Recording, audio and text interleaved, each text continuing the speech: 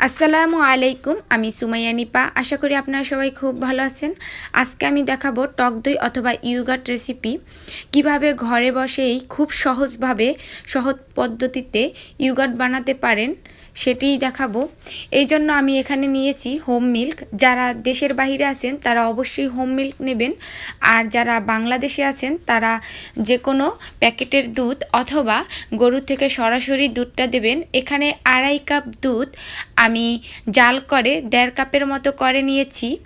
যদি এটি ভালো ব্র্যান্ডের দুধ হয় এবং পানি কম থাকে সেই ক্ষেত্রে একবার কি দুইবার বলক দিলেই হয়।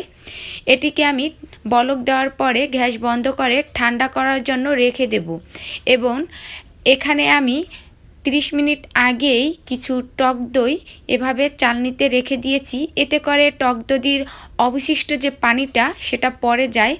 আমার এত টক দই এখানে লাগবে না, আজকে 1.5 কাপ পরিমাণ দুধের জন্য আমি 2 চামচ নেব। বেশি নিলেও সমস্যা নেই, কারণ আমার এতটুকু টক দই এখন আছে, এটা দিয়ে আমি অন্য কিছু তৈরি করব। এখান থেকে আমি 2 চা চামচ পরিমাণে টক দই আমি যেই পাত্রে বানাবো সেই পাত্রে দিয়ে একটু ফেটিয়ে নেব। আমি এই টক দইয়ের বক্সেই বানাবো। আপনারা প্রতিবারেই টক দই খাওয়ার পরে অবশিষ্ট 2-3 চামচ থাকার সময়ই আবার এভাবে দুধ বলক এনে টক দই বানিয়ে নিতে পারেন ওভেন ছাড়াই।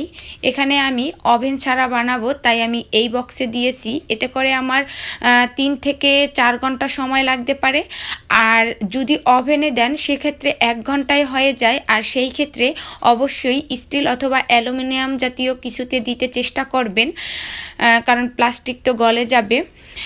এখন আমার এই দুধটা দেখতে হবে যে ঠান্ডা হয়েছে কিনা। একেবারে ঠান্ডা হতে হবে না, একটু হালকা কুসুম গরম হতে হবে। এবং এটি যদি গরম হয় তাহলে কিন্তু টক দইয়ের সাথে মিশালে ছড়া দিয়ে যাবে, তাই হালকা একটু কুসুম গরম হতে হবে যেন হাত চুবিয়ে রাখা যায়। এখন আমার সেই 2 চামচ টক দই ফাটানোর সাথে এই কুসুম গরম দুধটিকে দিয়ে ভালোভাবে মিশিয়ে নেব। কাঁটা চামচ দিয়ে ভালোভাবে মিশিয়ে নেওয়ার পরে আমি এটিকে ঢেকে একটি গরম জায়গায় রেখে দেব কিছুক্ষণের জন্য। আপনারা যদি রান্না করেন সেই চুলার পাশেও কিন্তু গরম থাকে, সেখানেও একেবারে না লেড়ে সুন্দরভাবে রেখে দিতে পারেন। অথবা ফ্রিজের পিছনেও কিন্তু একটু গরম থাকে, সেখানে কম্বল অথবা তাওয়ালে পেঁচিয়েও রাখতে পারেন। আবার কম্বল অথবা তাওয়াল পেঁচিয়ে এমনিও একটু গরম জায়গায় রাখতে পারেন, ওভেনেও দিতে পারেন। তো আমি আমার রান্না করা চুলার পাশে রেখে দিয়েছি। 2 ঘন্টা পরও আমার দধি জমাট বাঁধেনি। আমি 4 ঘন্টা পরে ফিরে এলাম।